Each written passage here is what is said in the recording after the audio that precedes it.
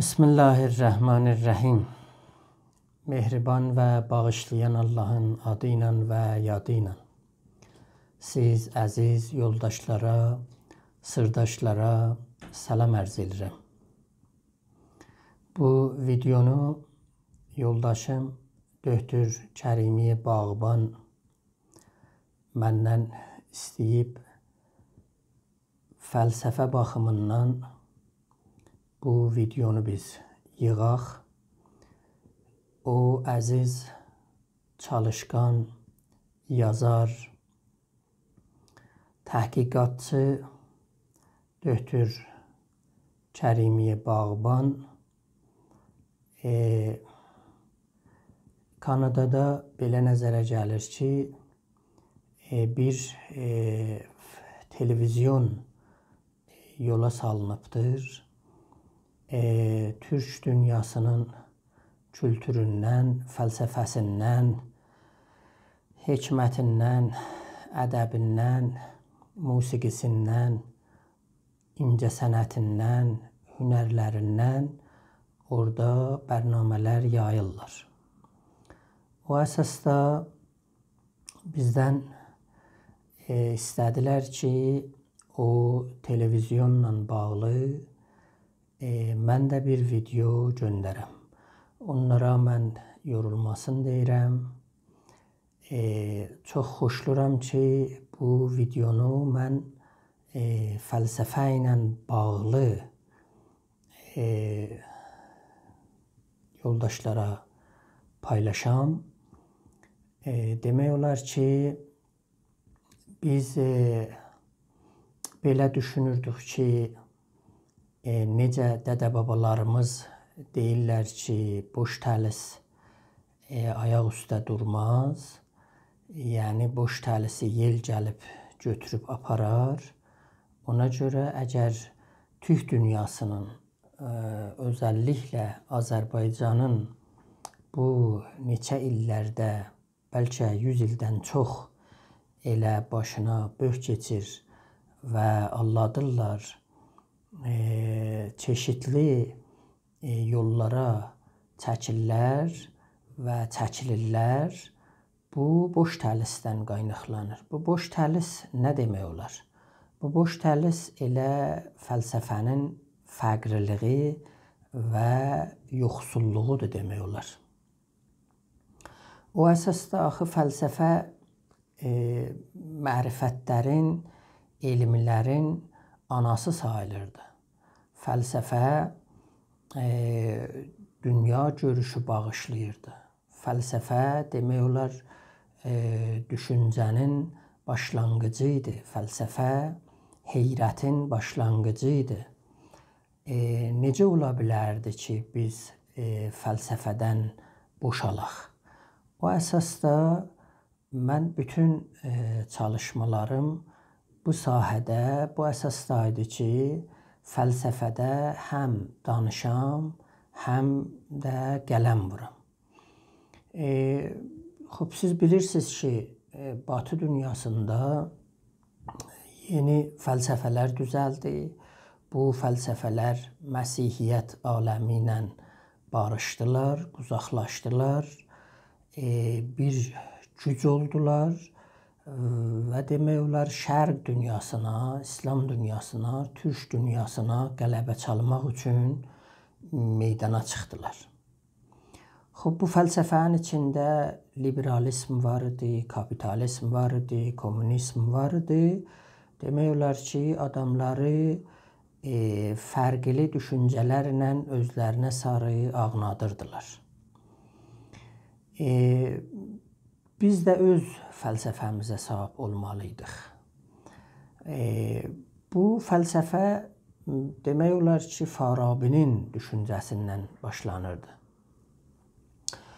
Biz nə qədər zor apardı ki, dedik ki, Farabi bir dənə türk müsəlmandır, türk dünyasından qaynaqlanıbdır.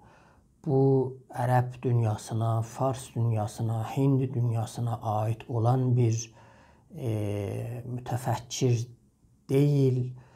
çoxlu bizə həcmələr oldu, amma biz o qaynaqlar ki verdik, o sənədlər ki qoyduq ortalığa, demək olar ki, üst-üstə bunlar bu boyun əydilər və bunu qəbul elədilər ki, Farabi demək olar bir türk müsəlman filsuf olaraq türk məfkurəsini və əqlaniyyətini daşıyıbdır. Baxmayaraq ki, bunun bütün əsərləri ərəbcədə olubdur. Axı ərəbcə yazmaq bir nəfəri ərəb eləməz. Necə ki, Əlləmi Təbatəbai Əl-Mizan təfsirini ərəbcə yazırdı. Bu Əlləməni ərəb eləmirdi. Ya rəhmətlik Əlləmi Cəfəri Nəhcü Bəlağə şərhini, Məsnəvi şərhini farsça yazırdı. Bu bunu heç vaxt fars eləmirdi. Ya Əbdüssalam Pakistani o Nobel caizəsini aparan demək olar ki, bütün əsərlərini latincə yazırdı. Bu heç vaxt bunu ingilisli ya latinli bir insan eləmirdi. Xub o demək olar bir zamanənin bir qalib ruhu olurdu. Bu qalib ruhun içində də dil də yerləşirdi. Alimlər çalışırdılar ki, o dildən neynəsinlər, qələm vursunlar, amma öz kimliklərinə də sahib olurdular. Xub demək olar ki, biz gəldik Farabini ortalığa çəkdik və dedik ki, ən birincisi budur ki, biz bir fəlsəfədən bir tərif verməliyik. Axı biz kəlmələri qurtarmalıyıq. Mason dünyası, səlibi dünyası, batı dünyası bunlar həm özləri istilahları yaraldırlar, həm istilahları tərif eləyirlər, həm o istilahlarla bizə hökmlər verirlər. O əsasda ən böyük sömürcəlik Türk aləmində, İslam aləmində kəlmələrdə gedir, sözlərdə gedir. Biz nə etməliyik? O sözün sömürcəliyindən özümüzü qurtarmalıyıq. Yəni bu belə deməlidir ki, biz istilahları, termləri, müstələhləri, kəlmələri özümüzə uyğun, özümüzə aid olan, öz gərəklərimiz əsasında tərifləməliyik. Əgər biz bu işi görə bilsək, biz demək olar o milli düşüncəyə yaxınlaşırıq. Axı milli düşüncə milli kəlmələrdən çıxa bilir eşiyə. Bu milli kəlmələr yığışır, bir milli məktəbi yaraldır ki, o milli məktəbdə gəlir, milli düşüncəyə yol açır. Biz ən birincisi budur ki, bu kəlmələri neyniyək? Şuubiyyənin əlindən, səliblərin əlindən, məsihlərin əlindən, qərbin yeni fəlsəfəsinin əlindən neynəməliyik? Qurtarmalıyıq. Bu ən birinci görəvdir. O əsasda biz bütün söhbətlər və çıxışlar ki apardıq qabağa, ən birincisi bu idi ki, gəlirdik o kəlmələri, o istilahları neyniydik? Tərifləyirdik. Xub biz gəlirdik, məsələn, hoviyyətə yaxınlaşanda deyirdik ki, hoviyyət, identifi ya həmən kimlik bunun insanın bütün varlığıdır. İnsanın mənliğidir, insanın özlüyüdür. Bunu insanın əlindən alsan, bu insanlığa yetişə bilənməz. Yəni insanlığın ən birinci girişi o mənlikdir. Bu öz mənliyinə əl tapmalıdır. Xub biz gəldik dedik ki, bu hoviyyət, bu kimliyin 5 dayanacağı vardır, 5 müəllifəsi vardır. Birincisi dildir, ikincisi dindir, üçüncüsü tarixdir, dördüncüsü coğrafiya ya həmən vətəndir, beşincisi fərhəng, kültür, törə, uyğarlıq və bunlardırlar. Bu 5 müəllifə gəlirdi bizim kimliyimizi, mənliyimizi, özlüyümüzü yaraldırdı. Axı bizim özlüyümüz olmasa özgüvənlik də ola bilməyəcəkdi. Yəni etimad be xud, özgüvənlik də bizdə yaranmayacaqdı. O əsasda biz özlüyümüzü ələ gətirməliydik. Xoş, bu 5 müəllifənin içində mən özümə baxaraq gördüm ki, mən türkəm, yəni mən Azəri deyiləm, mən fars deyiləm, mən ərəb deyiləm, mən rus deyiləm, mən hindi deyiləm. Bu öz dilimi burada araşdırmalıydım. İkincisi din idi. Xoş, mən müsəlman idim, bir müsəlman ailəsində böyümüşdüm. İslamın o etiqadı baxımlarına mənim etiqadım vardı. Onun imanını çalışırdım ələ gətirəm. İslamın o gücündən istirdim bəhrə aparam, yararlanam. Özümü bir müsəlman bilirdim. Mən Yəhudi deyildim, mən Zərtoştu deyildim, mən Məsihi deyilirdim. Bu neynirdi? Buğdayı deyildim. Bu məni neynirdi? O sınırlarımı neynirdi? Açıqlayırdı burada. Bu da ikinci mənim demək olar kimliyim idi. Məzhəb baxımından da girsəydik, bu da özünə bir baxımdır ki, bu məzhəbdə eləyə bilərdin. Sən şiəçiliği gətirəsən, sünnüçülüğü gətirəsən ki, əlbəttə türkün şiəçiliği ərəbin, farsın və digər millətlərin şiəçiliği ilə fərqlidir ki, biz onu elə o milli İslam bəhslərində neyirik? Qabağa aparıq. Üçüncü bizim müəllifələrdən tarix idi. Tarix o olaylar idi ki, bizim ata-babalarımız o coğrafiyada, o vətəndə neynəmişdilər? Yaratmışdılar. Uğurlar qazanmışdılar,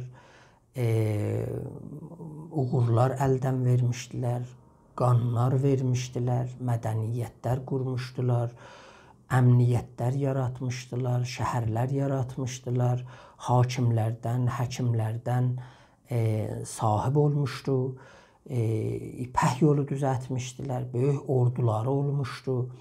Bu demək olar, bu tarix və bu coğrafiya Çindən başlanırdı, Orta Asiyadan gəl, Xəzərdən, Qara dənizin ətraflarından, Balkandan, Avropadan, Afrikanın baş tərəflərindən, hamısından biz neynirdik orada? Dədə-babalarımızın izlərini görürdük. Bu, demək olar, bu da üçüncü, dördüncü idi. Axı, coğrafiya tarixi yaraldırdı.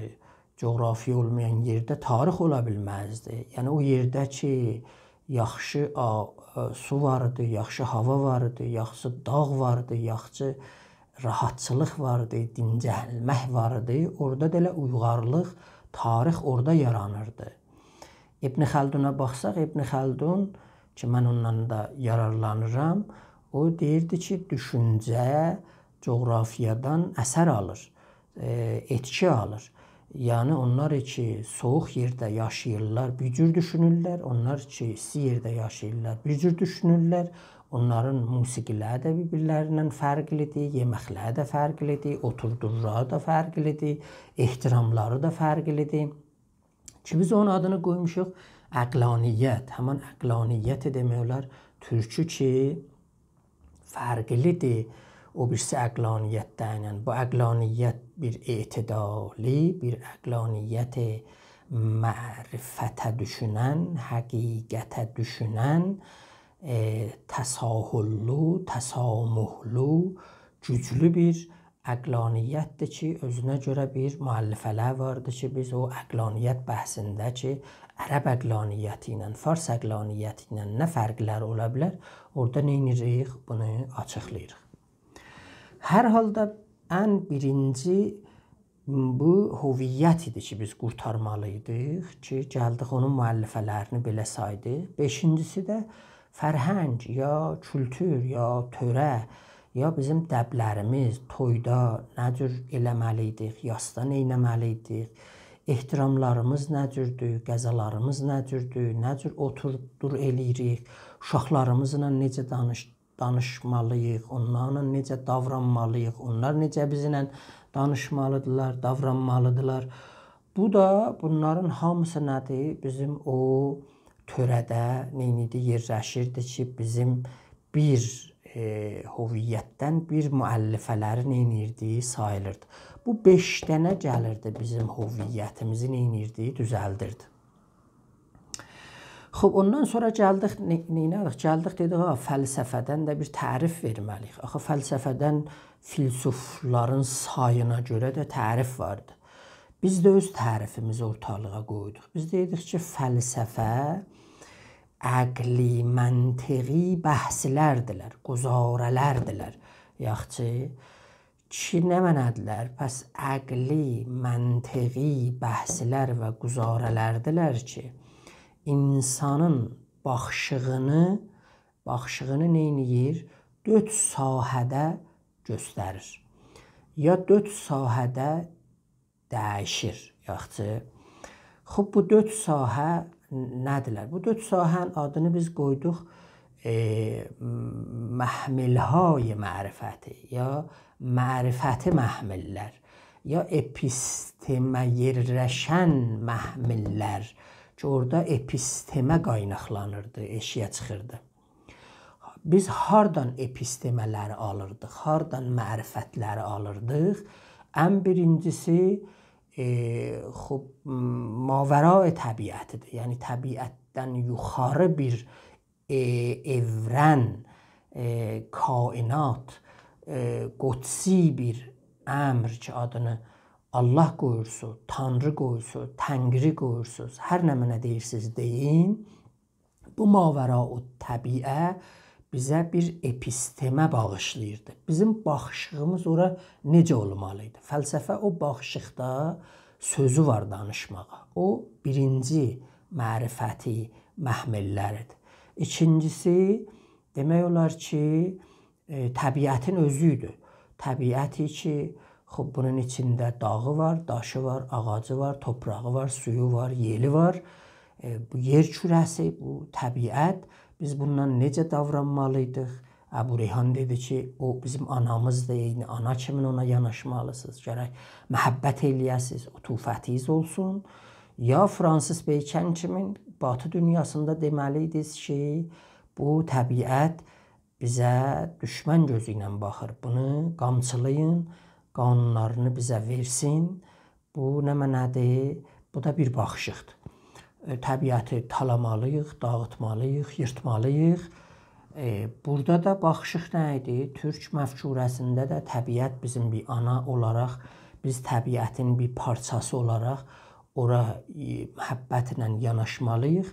Hətta şaman düşüncələrində deyidilər ki, bir ağacı kəsməkdən öncə bunlar ağacdan neynidilər? İcazə alırdılar, rüxsət alırdılar, bu işi ağacı kəsirdilər. Danışırdılar, olmayan o ruhu neynidilər? Ələ gətirirdilər, noxuş ruhları gedirdilər, dərman edirdilər. Xub, bir baxışıq da təbiətə, fəlsəfə bu cür bir baxışığı var. Təbiətə necə baxmalısan? Üçüncüsü insanın özüdür. İnsan özünə necə baxmalıdır? Bu insan kimdir? Bu insan özünü ucuz satmalıdır, baha satmalıdır. O ki, Mevlana deydi, 100,000 fəsl danet az ulum, can xud ra mi nedanet an zəlum. Hər şeyin bilir, qiymətini, dəyərlərini bilir, amma öz dəyərini bilmir. Bu, özünə neçə dəyər verir, özünə necə baxa bilir. Bu da bir baxışıqdır, o mərifəti məhmillərdir. Dördüncüsü, insanın digər insanlara münasibəti necə olmalıdır, baxışığı necə olmalıdır. Fəlsəfə bunlarda sözü var danışmağa. Xub, pəs demək olar ki, fəlsəfə, məntiqi, əqlani bəhslərdirlər ki, bir insanın o 4 mərifəti məhmillərə baxışığını açıqlayır, ya baxışığını neyniyir? Yorumluyur, yozur, ya dəyişir. Axı, burada baxışıq 2 cürədir. Bir baxışıq vardır ki, elə təhcə sən baxırsan, burada yorumsal bir baxışıqdır. Burada təfsiri baxsan, tövcihi baxsan, yəni bu durumu demək olar çalışırsan ki, sən tövcih eləyəsən, təfsir eləyəsən. Burada sən təkcə baxıcısan, baxansan, oyunçu dəyirsən. İkincisi nədir? Devrimsəl baxışıqdır. Dəyişkənlik axtaran baxışıqdır. Təğyirəndiş bir baxışıqdır. Bu nə deməkdir? Bu deyir ki, mən bütün bunlara mərifətlərimi və epistələrimi eləyə bilərəm, dəyişəm. Yeni epistemələr, yeni tanımaqlar mən ələ gətirəm. Pəs bu fəlsəfədən demək olar bizim tərifimiz oldu ki, biz bu təriflə gəldik meydana. Dedik ki, Farabi də bu 4 sahədə sözü var danışmağa. Farabi çoxlu kitablar yazıbdır. Musiqi sahəsində də yazıbdır. Demək olar ki, fəlsəfə baxımından da. Farabinin önəmi, əhəmiyyəti hardadır? Farabi niyə gərək bizə böyük filsuf ola? Mən Türkiyədə, Ərzincanda bir çıxış elədim. Farabi türk müsəlmanların qurucusu olaraq, fəlsəfəsinin qurucusu olaraq mən orada çıxışımın adı idi. Niyə Farabinin önəmi var? Buna görə ki, Farabi İslam dünyasında ən birinci, ən sonuncu filsuf olubdur ki, utopiyası vardı. Ya Fazilə Mədinəsi vardı. Baxmayaraq ki, bir sıraları bizə həcmə gətirdilər ki, axı Farabinin nəyi var deməyə, bu elə nə var? Batı dünyasından alıbdı, Əflatundan alıbdı, Ərəstudan alıbdı. Yox, bu cür deyil. Axı fəlsəfədə bizim termlərimiz vardı. Fəlsəfədə feil var, qüvvə var, vacib var, mümkün var, illət var, məlul var, müxtəlif nəfs var. Bunlar fəlsəfənin istilahlarıdırlar. Fəlsəfənin istilahları fəlsəfənin tarixində dəyişilməyibdir. İslami fəlsəfiyə də baxsaq, qərb fəlsəfəsinə də baxsaq elə bu cürdür. Siz Kanta baxsaq, Descartes-a baxsaq, Hume-a baxsaq, elə orada da baxırsınız, görürsünüz ki, bu nəfsə necə baxır. Yaxşı, qüvvə nəmə nədir orada, feil nəmə nədir? Xoş, pəs istilahlar birdir, amma o istilahlara, o qavramlar ki, bunlar yükləyirlər, o anlamlar ki, o istilahlar daşıyırlar, fərqli olur. Yəni bir filsuf, o birisi filsufundan fərqi nədə ola bilər? Fərqi o təriflərdə olur ki, o istilahlardan yaraldıbdır. O əsasda həkim ya hikməti ki, Farabi ona baxır, fərqlidir Əflatunun baxışı ilə, Ərəstunun baxışı ilə. Amma hikmət birdir. Əql kəlməsi bunların hamısında birdir. Amma sizdən soruşmalıyıq ki, əqli ki, Kant ona inanırdı, açıqlayırdı, Descartes ona inanırdı, açıqlayırdı. Bu əql elə İbn Rüşd deyən, Molla Sədra deyən, İbn Sina deyən, Farabi deyən, Qəzzali deyən əqlidir. Əlbəttə ki, yox. Bunların fərqləri vardır. Bu fərqlərdir ki, gəlir bir dənə filsufu o birisi filsufla fərqli eləyir. O əsasda bizcə və məncə belə düşünürük ki, Farabi bir fərqli filsufdur. Bu, türk olaraq, türk bölçü qoyaraq, türk danışaraq, türk dəblərinə inanaraq, bu adam türk məfkurəsini, əqlaniyyətini daşıyaraq bir fəlsəfəyi yaraldır ki, onun içində utopiyası var, Mədine-i Faziləsi var, onun qızıl alması vardır. Xoş, bu Farabinin əhəmiyyətidir. Biz Farabini açıqlamalıyıq, Farabini tanıtdırmalıyıq yenidən. Farabini şüubiyyənin tərcümələrindən arınlatmalıyıq, təmizləməliyik. Çünki şüubiyyə gəlib onun tərcümələrində əl aparıbdır, istədiyi şeyləri ona artırıbdır, istəmədiklərini götürübdür. O əsasda bunun əsərlərini qətilə biz türkcəyə, farscaya çevirməliyik. Bu iş görülməlidir.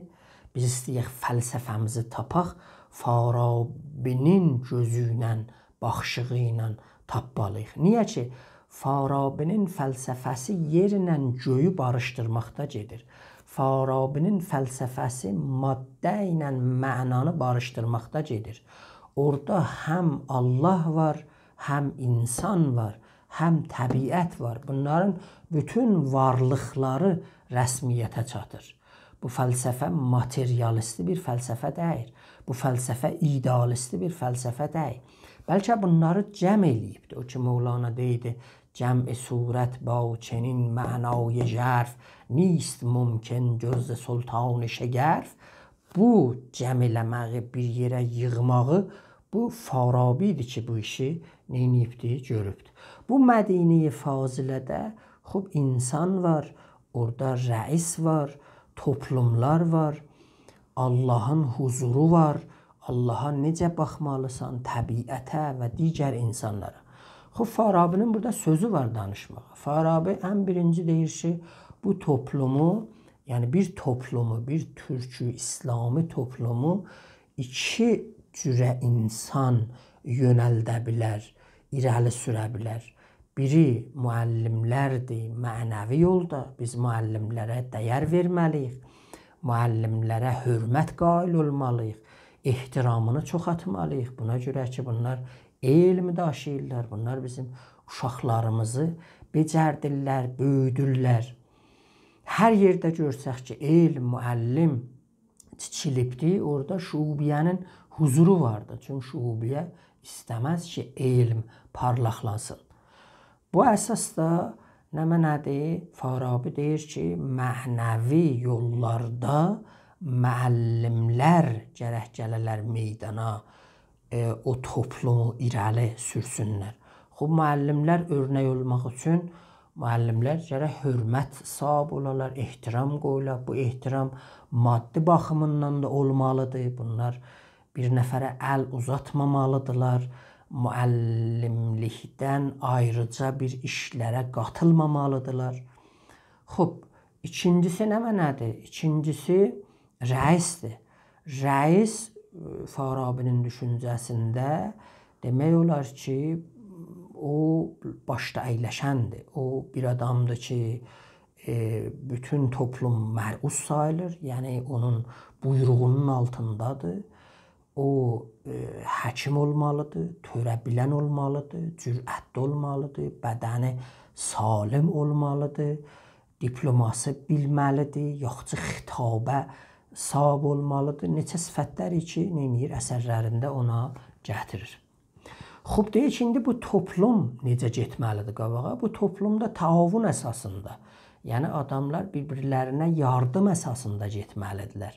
O ki, elə Quranda da gəldi ki, təavənu ələl birri və təqva, siz yaxşılıqda bir-birinizə yardımcıl olun. Niyə deyirdi? Bu elə Farabinin də düşüncəsində var idi. Bu əsasda ki, biz istəməsək bir-birimizə yardım eləyək, bir toplumu irəli sürə bilənmənik ki, bir para öz istəklərimizdən keçməliyik, özgələrin əlindən yapışmalıyıq, yardımcı olmalıyıq. Bu elə həman təavundur ki, Farabinin fəlsəfəsində də gəlir, Quranda da gəlir, İslam da onu onaylayır, Farabi də onu teorizləşdirir. Xub, indi gəlirik bir azca da qabaqlıq. Farabi deyir ki, siz istəyəsiz təavununuz, sizin təavununuz olsa, bir də yaxçı rəis olsa, bir də ki, müəllim olsa, siz yavaş-yavaş Fazilə Mədinəsinə ayaq qoya bilərsiniz, eləyə bilərsiniz, qızıl almanı qucaqlayasınız, bağrınıza basasınız. Amma burada bir şey vardır. O budur ki, Fazilə Mədinənin düşmənləri də vardır. O düşmənlərlə siz bu sahədə savaş aparmalısınız, döyüş aparmalısınız. İnsan yatmağa gəlməyib bu aləmə. İnsan bütün aramışa gəlməyibdir. İncahan cəng است, kل چون بنگری, zərrə ba zərrə münafıq با kafiri Mevlana deyirdi. Bütün bu aləm savaşdır. Siz baxsaz, bu savaşlar gedir. Güclüyün arasında, gücsüzün arasında, zülm eləyən arasında, zülmü qəbul eləyən arasında, mömin arasında, kafir arasında, Məsihi arasında, müsəlman arasında, kargər arasında, ərbab arasında, ailələrin içində. Bu bir savaşdır. Bu aləmdə bu savaş neyniyir? Gedir. Savaş vardır. Ən dərin savaş bu aləmdə milli Məsihiyyətlə İslam savaşıdır ki, gedir. Bunlar bu savaşı xırdatmaq üçün, zehinlərdən uzaq saxlamaq üçün gəldilər. Bir para məktəblər də düzəltdilər. Kapitalizmdən, liberalizmdən, kommunizmdən bir paralar gəlsinlər, onların içində bölüşdürsünlər. O ana savaş İslam Məsihiyyət arasında o yaddan çıxılsın. Hala, buradan keçək. İndi bu Mədinə-i Faziləyə biz istəsək çataq neynəməliyik? Farabi deyir ki, 4 sahədə siz savaş aparmalısınız. Bir, cahilə Mədinəsi, fasiqə Mədinə, zallə Mədinə və mütəbəddilə. 4 sahədə Mədinə-i Fazilə Mədinəsinin düşmənləri vardır. Cahilə Mədinə nədir? Cahilə Mədinə Farabinin düşüncəsində budur ki, o Mədinədə yaşayan insanların elmləri yoxdur. Onlar bilmirlər səadətə necə çata bilərlər. Bunlar üçün fəlsəfə əsas budur ki, insanları səadətə yönətsin. Əsas budur ki, fəzilətə yönətsin. Biz bu əsasda deyirik ki, Farabinin fəlsəfəsi insanları xeyrə, fəzilətə və səadətə yönəldə bilər. Bu batı fəlsəfəsi ilə fərqlidir ki, orada şeytani düşüncələr var. Onlar Allahı öldürdülər, insanı tutdular onun yerində və şeytanı meydana çəkib, şeytanın gücü ilə çalışırlar ki, bu aləmdə öz güclərini sürsünlər və irəli sürsünlər. Və bu gücə görə gəldilər şərq dünyasını, İslam dünyasını taladılar, imperatorlarını dağıtdılar, servətlərini, mədənlərini, nəftini, qazını sürdülər, köçürtdülər, apardılar və öz işlərində bir rifah yaratdılar ki, bizim ağzımızın suyu axır o rifaha. Halbuki onlar çalışırlar ki, biz bir modern külə olaraq öz ölkəmizdən köçüb onlara neyniyək? Qulluqçu olaq və onlara neyniyək? İşləyək. Cahilə Mədinəsidir. Cahilə Mədinəsinin dərmanı nədir? Farabidən soruşanda deyir, ora elmi pompajlamalısınız, yaratmalısınız. İkincisi, Mədinə-i demək olar fasiqədir. Mədinə-i fasiqə bilir ki, səadət yolu hansıdır. Amma o səadət yolunu getmir. Bilir ki, xilaf nədir, amma xilafı eləyir. Yolu nədir? Farabi deyir ki, orada əxlaqla meydana girməlisiniz. O qədər əxlaqi işlər görməlidirlər, alimlər öz əməlləri ilə, öz işləri ilə əxlaqi davranmalıdırlar ki, o fasiqə Mədinəsində yaşayanlar onlara baxıb öz davranmaqlarını dəyişsinlər. Bu da fasiqəninlə bağlı. Üçüncüsü gəlir mütəbəddilə. Mütəbəddiliyə biz danışmışıq. Mütəbəddilə ilə həman manqurtluqdur. Mütəbəddilə həman təbəddül yaftə demək olar. Ərəbi bir kələmədir. Yəni insanlar içəridən dəyişirlər. İnsanlar öz kimliyini ötürüb özgə kimliyə sahib olurlar. Öz varlığını əldən ötürüb ayrı varlığa sahib olurlar. Özgə yerlər dəsturu zəban yazırlar. Özgə dildə konuşurlar, danışırlar, fəxr eləyirlər. Öz dilində danışmağı təhqir bilirlər, hiqarət bilirlər. bir satqın, bir manqurt, bir mütəbəddilə, bir elinə, bir asimilə insanlar burada gəlirlər, neynirlər? Fazilə Mədinəsinin qabağında əyləşirlər. Bu necə dərman ola bilər? Bu sonraki söhbətdir ki, sonralıqda biz danışmalıyıq. Dördüncüsü, demək olar ki, Zallədir. Zallə Mədinəsi. Azğın, yolu azmış.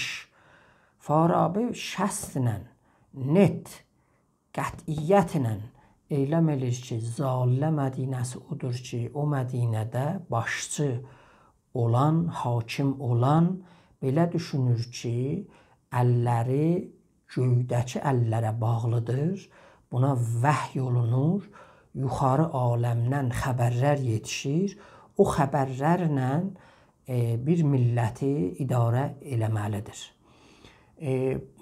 Farabi orada deyir ki, Zallə Mədinəsində səadət görənməzsiniz. Zallə Mədinəsi belə düşünür ki, səadət bu aləmdə yoxdur, o aləmdə var. Biz burada bir cəhənnəm yaratmalıyıq, ta sizi o aləmdə cənnətə çatdırıq. Bu, Zallə Mədinəsidir ki, Farabi onu gətirir. Farabi deyir ki, bu 4 sahədə siz savaş aparmayasınız, qızıl almaya, Fazilə Mədinəsinə siz əl tapanmayacaqsınız. Xub, indi gəlirik, bir adca da gəlirik qabağa. Gəlirik nəyə? Gəlirik, yetişirik buna ki, Farabi deyir ki, bu Cahilə Mədinəsi çeşitli Mədinələrdən düzəlibdir. Ki, 6 dənə ora neyniyir? Mədinə sayır. Mədinə-i Zəruriyyədir, Mədinə-i Nəzzalədir, Xəssasədir, Mədinə-i Kəramiyyədir, Mədinə-i Cəmaiyyədir. Ərz eləyim ki, xub, bir dənəsi də ki var, ələn yadıma salaram, onu sizə deyərəm.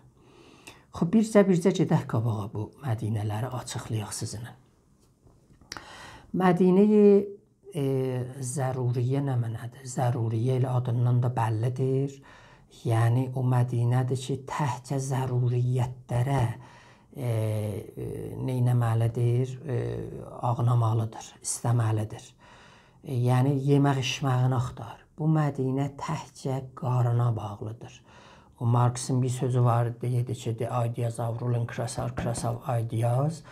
O hakim olan təbəqənin düşüncəsi hakim olan düşüncədir. Marks deyirdi, millətin qarnını siz yetirin, bunların düşüncəsi gələcəksin dalıcıca, yetişəcəkdir. O əsasda burada da nədir? Mədinə-i Zəruriyyə bu Mədinədir.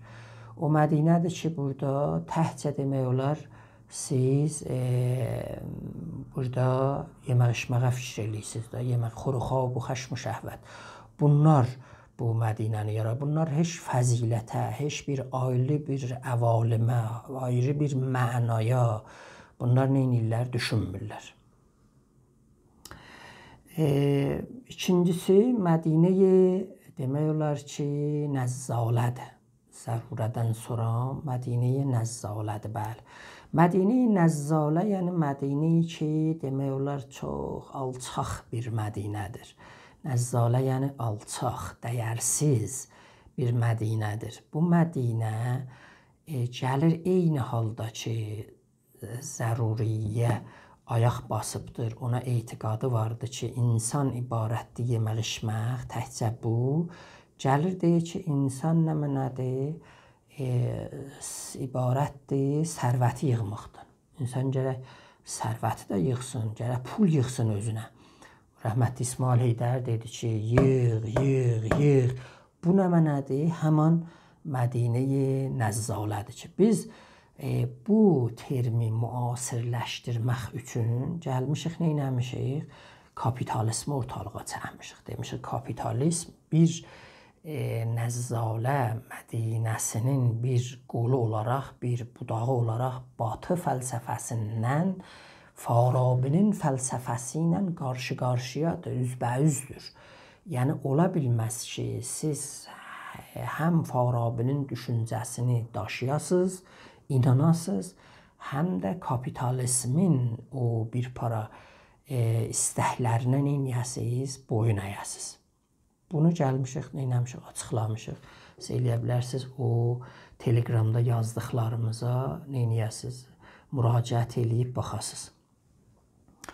Üçüncüsü, nəzzalədən sonra gəlir nə mənədir?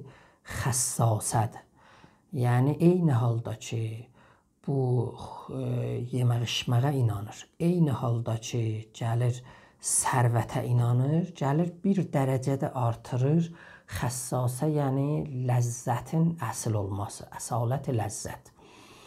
Epikurizm demək olar. Yəni, bu demək olar, bu insan ki, Mədinə Cahilənin bir qoludur, demək olar xəssasə, bu deyir ki, bütün mən servət ilə ki, ələ gətirmişəm, bunu təkcə ləzzətdə sürməliyəm, xəşləməliyəm. Ləzzət də elə yeməkdir, içməkdir, cinsi məsaillərdir. Yaxçı ev olsun, yaxçı maşın olsun, yaxçı gəzsin. Bu düşüncəsi elə bu sahədədir. O ki, birinin əlindən yapışa, o ki, məna aləminə qatıla, o ki, özgənin dərdlərinə qatışa, təavuna gələ, burada yoxdur, siz bunu görənmirsiniz. Bu da nə mənədir? Xəssasədir. Xub, biz burada gəlmişik, demək olar, epikurizmi tərh eləmişik, orada yazmışıq, çağdaş zəmanədə müasirləri nə ola bilər, Batı fəlsəfəsi necə baxa bilər, ona neynəmişik, yazmışıq ki, yazılarımızda vardır. Xub, xəssasədən sonra gəlir nə mənədir? Yetişir, demək olar, Mədinə-i Təğlibiyyəyə. Bəli, Mədinə-i Təğlibiyyə ya Mədinə-i ki, qələbədir. Mədinə-i ki, buna inanır ki, əl-həqqu limən qələb. Mədinə-i ki, inanır ki, hər şeydə güc danışmalıdır. Zor, zər o zur, təzvir burada neynir? Birlikdə gəlir bu Mədinə-i Təğlibiyyəyə. Biz bu Mədinə-i Təğlibiyyəni demək olar ki, burada Farabi deyir ki, bu Mədinə-i Təğlibiyyədə həm hakim istəyir millətə qələbə çalsın, həm millətin içində bir qrup vardır ki, istəyir o birisi qrupa qələbə çalsın, həm insanların içində bu hissi vardır ki, elə hey o birisinə qələbə çalsın, ona zor desin, onun haqqını bassın, yesin. Bu da nə mənədir? Təğlibiyyədir. Bu təğlibiyyənin müasir istilahları demək olar. Biz gəlmişik imperialismlə, ki, həman sültə nizamıdır. Ondan tutuşdururuq, aparıq qabağa. Bir para demək olar, çağdaş düşüncələrdə ki, şubiyyənin öz düşüncələri var ki, çalışır neynəsin burada özgə millətləri tapdalasın, öz dilini gətsin, qalib dil tanıtdırsın. O, onun içində yerləşir ki, Farabinin fəlsəfəsi ilə qarşı-qarşıya olur. Bu da təğlibiyyədir. Beşincisi, kəramiyyədir. Kəramiyyə kəramətdən tutulur. Yəni, o Mədinədir ki, şövkət axtar, fəxr axtar, ad axtar özünə. Yəni, eyni halda ki, yemək-içməyi var, eyni halda ki, sərvəti var, eyni halda ki, ləzzət aparıbdır, eyni halda ki, istəyir özgənin haqqını tapdalasın və qalib olsun, burada da bir ad çıxartsın özünə, ad qazansın. Ki, biz burada gəlmişik kəramiyyənin çağdaş məktəbi ki, onun qabağında əyləşir, şubiyyənin bir budağı olaraq, masoni, səlibi düşüncədən qaynaqlanaraq, İran şəhri düşüncəsini gətirmişik, demişik, eyni kəramiyyədir. Çünki bunlar gedirlər, İslamdan qabaq özlərinə ad axtarırlar, şövkət axtarırlar. Əgər bu ad qalsaydı, şövkət qalsaydı, əgər bu təməddün olsaydı, əgər uyğarlıq olsaydı, bu ərəblərin qabağında necə dağılardı, davam eləyərdi. Bunların kitablarca olardı, yazılarca olardı, alimlərcə qalardılar. Xub, bu yalan bir yerdən özünə bir ad qazanmaq Farabinin kəramiyyəsində yerləşirdi. Xub, altıncısı nə mənədir? Altıncısı cəmaiyyədir. Cəmaiyyə yəni cəmaət ki, həman ki Quran deyir əksərhum la yəqilun ki, biz hələ buna yetişməmişik, yəni hələ bunu yazmamışıq və yazacağıq ki, orada Qərbin demokrasisini, o ki, necə təbliğatla eləyə bilirlər, bütün cəmiyyəti allatsınlar, ağnatsınlar, cəmiyyətə bir düşüncə paylasınlar, bağışlasınlar, yəni bir milləti cünun halətinə gəlsinlər, bir milləti bir coşa gəlsinlər, bir milləti bir allatsınlar bir düşüncə ilə, o da cəmaiyyənin içində yerləşir ki, biz inşallah gələcəkdə nə edəcəyik, onu açıqlayacaq. Hər halda əziz yoldaşlar, sırdaşlar, bu bizim milli fəlsəfəmiz idi. Türk müsəlmanların milli fəlsəfəsinin qıssaca sizə bir söhbətlər idi ki, sizinlə mən paylaşdım. Milli deməkdən də yəni millətə bağlı, millət də Farabinin düşüncəsində yəni dilə bağlı. Yəni o ki, bir toplum ki, dil əsasında yığışırlar bir yerə, ortaq amacları istəyirlər, ortaq bunların duyğuları vardır.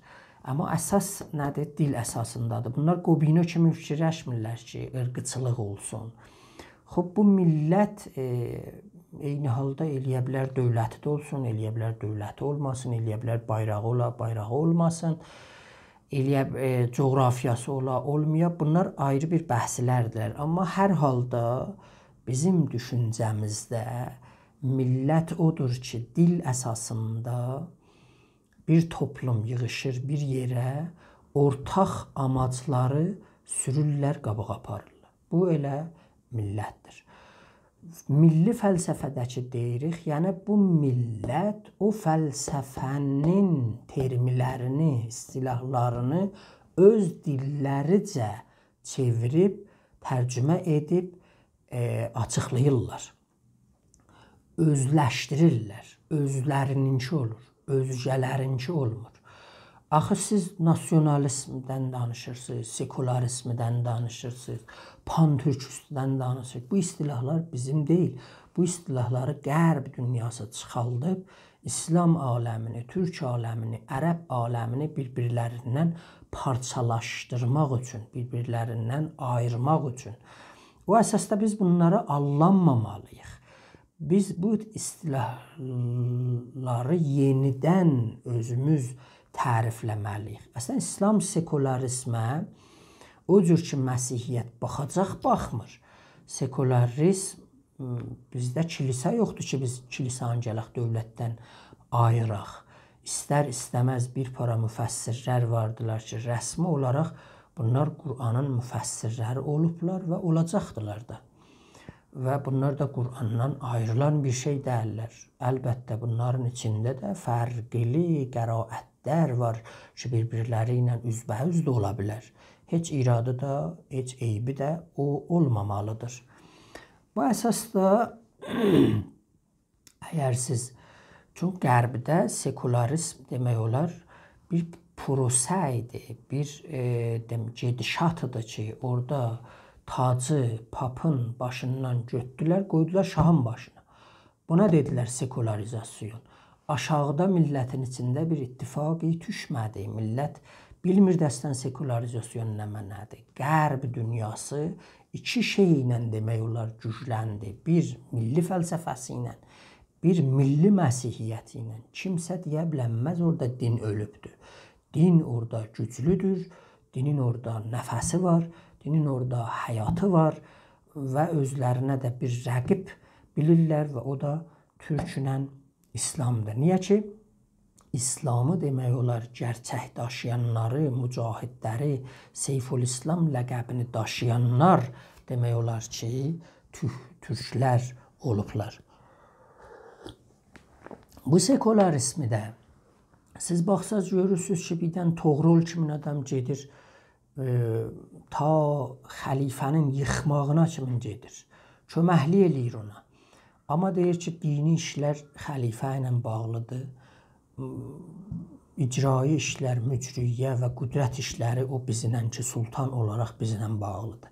Əgər siz sekularizmə o cür baxsaz, Türk sultanları, Türk şahları, Türk imperatorları bunları öz gedişatında yerinə qoyublar.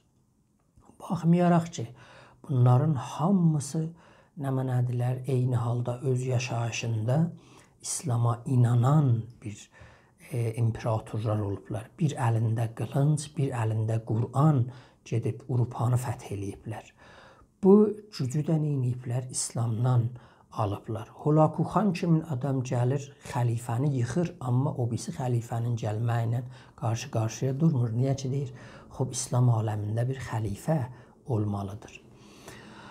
O əsasda demək olar ki, biz bu söhbətlərimizi sizinlə yekunlaşdırırıq. İnşallah ki, sizi biz gələn bölümlərdə yenə də görəcəyik. Sizə sağlıq arzulayırıq. Nəsimi demişsən, ey bülbülü qudsi, nə giriftarı qəfəssən, sındır bu qəfəsi, tazə gülüstan tələb eylə. Sağ olasız, gələn görüşə qədər.